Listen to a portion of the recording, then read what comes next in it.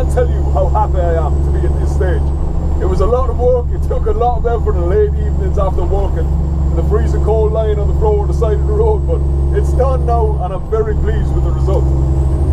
But before we get into that and I tell you exactly how I feel and what I do differently next time, let's rewind it back a little bit and go back to putting the engine in.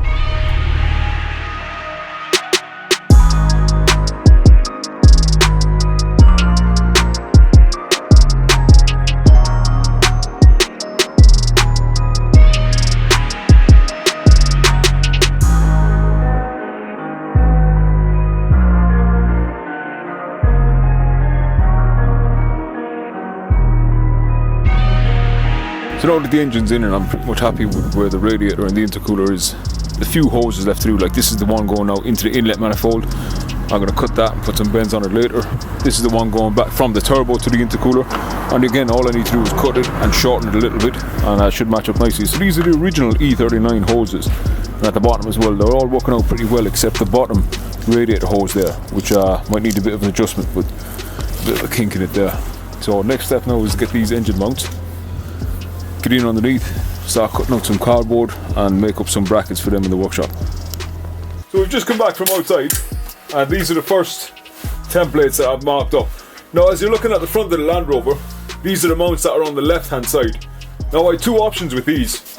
I either extend the mount that's on the side of the engine and then bring it closer to the chassis, or I make the mount that's on the chassis longer and bring it closer to the engine.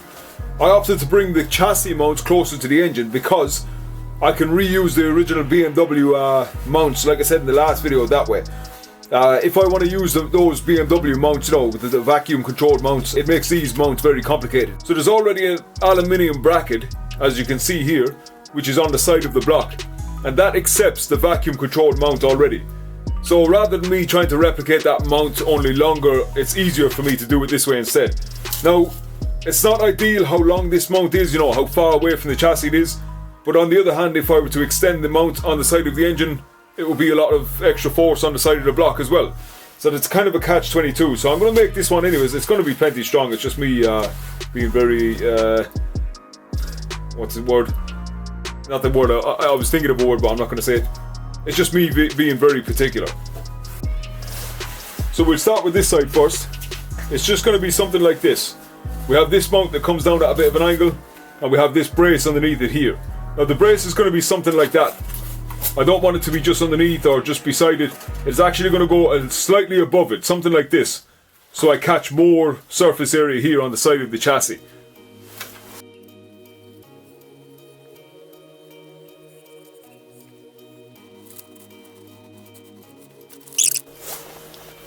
Here's the first three brackets. I've yet to drill two holes of this now, so we'll jump over to the drill press and do that. Before we head over there, that's what it's going to look like. Something like that.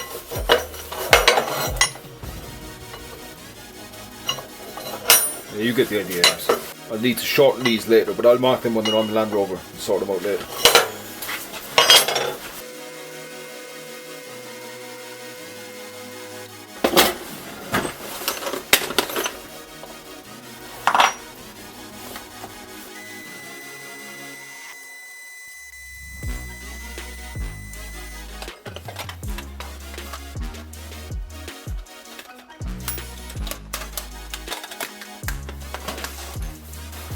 So after lots of grinding and cutting, I've finally settled on something I'm happy with. Now, there's a lot less clearance in there than you'd think. You know, I kind of expected this to, you know, just be kind of simple square mounts, but I got the differential here. So when the differential comes up and hits the bump stops, I don't have a lot of clearance here, which is why I had to notch this out. The same here as well. And then on this side is it, I just done that to gain some space also. But then here I got the vacuum actuator for the turbo. And that I need to notch this to get clearance on that as well. So you haven't got a whole lot of room to play with. But I put this steel plate on the back of it also because I don't want to be pulling out of the... I think the chassis is only made of 2.5mm thick steel. And I don't want to be pulling just on this surface only. So I'll put this steel plate on and I'm going to weld all the way around it instead. And I'm going to put a plate over the top also because this is going to want to pull down. It's going to want to pull the top out. So if I weld the plate over the top also, it should make it a lot stronger. The other side is dead simple. I mean, you can't really go wrong with that one. So just fill it all around I'll fill it on these two sides only. I'm not going to put the plate in the back of this because it's a lot closer to the chassis and a lot less pressure on it. So just fill it that there and ready to tack in place and then lift the engine out.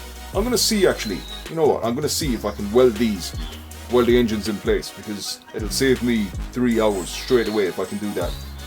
So we'll get back out there and see what we can do.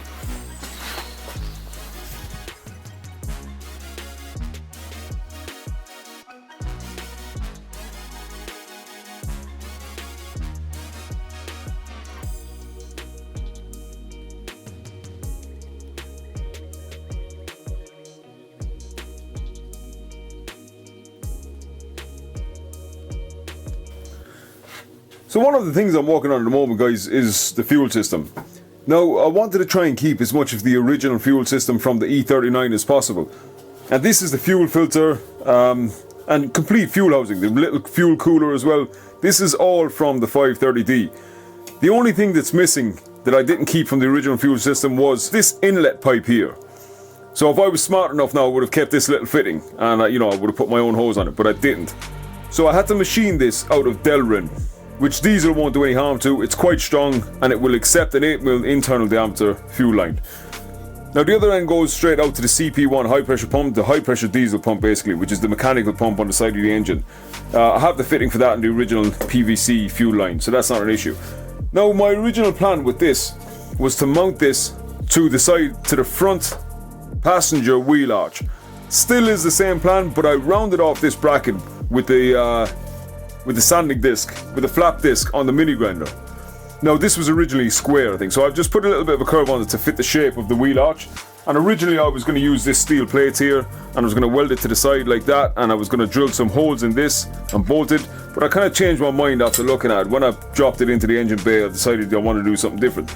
So I machined these little spacers instead, and I'm still going to bolt it to the wheel arch. So I'll show you how these little spacers work. And there you have it. 4 solid mounting points. They're pretty strong.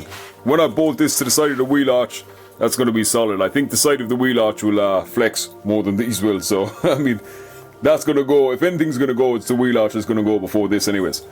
So these little bolts, they were left over from an old Honda dirt bike that I had. I replaced all the bolts with titanium bolts, so these were kind of left over. These bolts are originally from the E39 bell housing, which are no good now that I'm using the P38 bell housing. So again, all bolts that I kind of had lying around the place. These little clips are no longer needed. So one tidy little unit, and it's all together, which is the reason why I wanted to use this. So the air is going to enter in down the side of the engine bay, just beside the alternator, and it's going to hit this little fuel cooler. Not that it needs much cooling, but it's going to get some air when it's in there.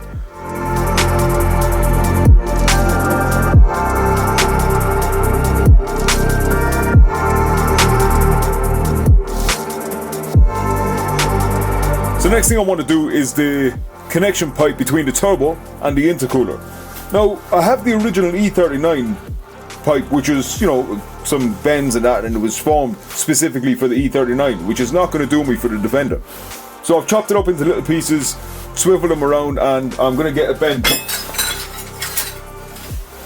that's going to work for me. And it's going to end up something like this. I've chopped this one up already, and from turning them around, I've marked the center line on them so I can see which way I'm meant to be. So this is the one that comes out with the intercooler. This is the first piece. You can see my reference line that I've done on there, just so I keep them all in line. I marked it when I had it in place. I had it taped together in the Defender, and I just marked one line through the whole lot. This is the next piece that goes on here, or something like that. This is the turbo end. I had a small pie cut here, a small pie cut there. Okay, this is so much harder to hold than it looks. But anyways, it's going to end up something like this. And you can see that pie cut there is going to go in the middle because I have a slight taper on it, something like this. I'm going to cut it down a lot more than that. It's only about 10mm. Currently that's 20mm. And I'm going to end up with something like that then, which should be nice. So I'm going to tack weld these together, take it out, test fit it again. Once I'm happy that they fit together nicely, we can pop the engine out of the Land Rover, weld in the engine mounts permanently, and start putting it all back together.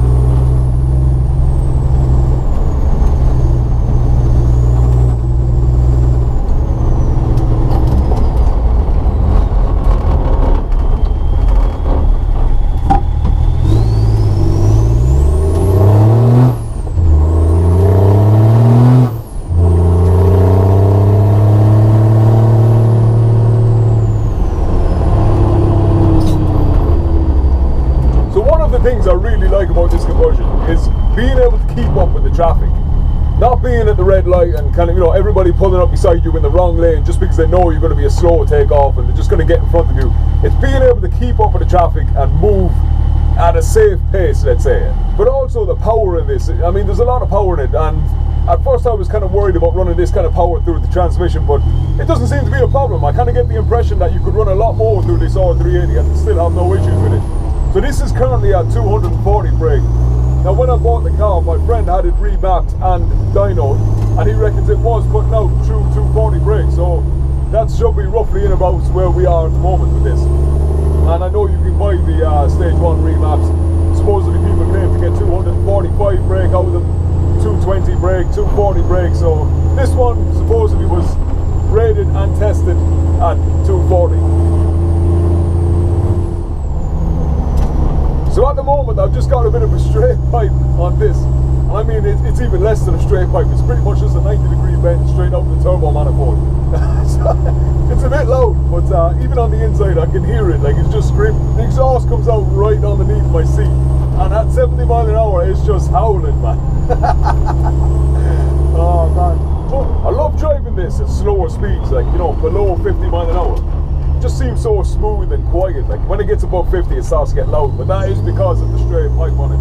I will sort that out and make it more comfortable with a silencer and some sound deadening and some, you know, sound deadening mats and that kind of thing. But for now it's going to do until I get time to get to all those things. I don't think I've ever been around this neck of the woods actually. It's quite nice out here. It's like countryside, but it's not even too far from where I live.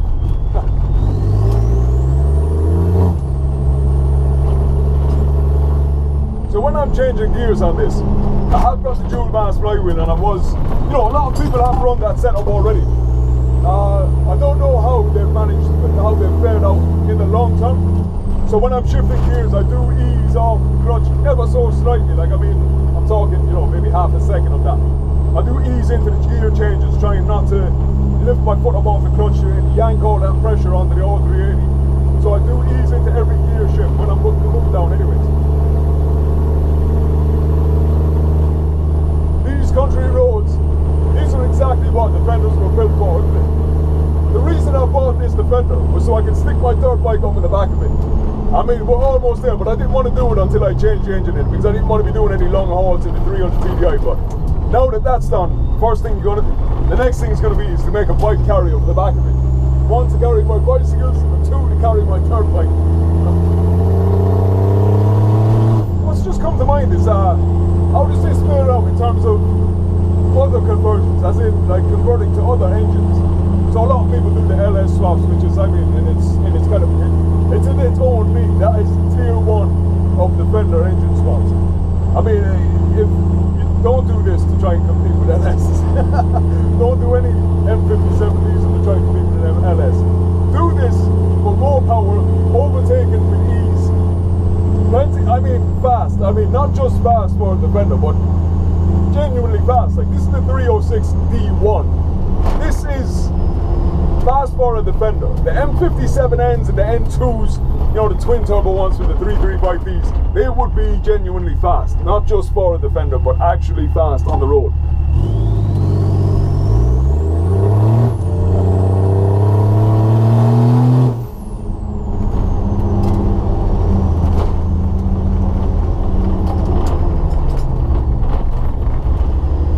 So one thing I do notice about this engine, its power band is very specific.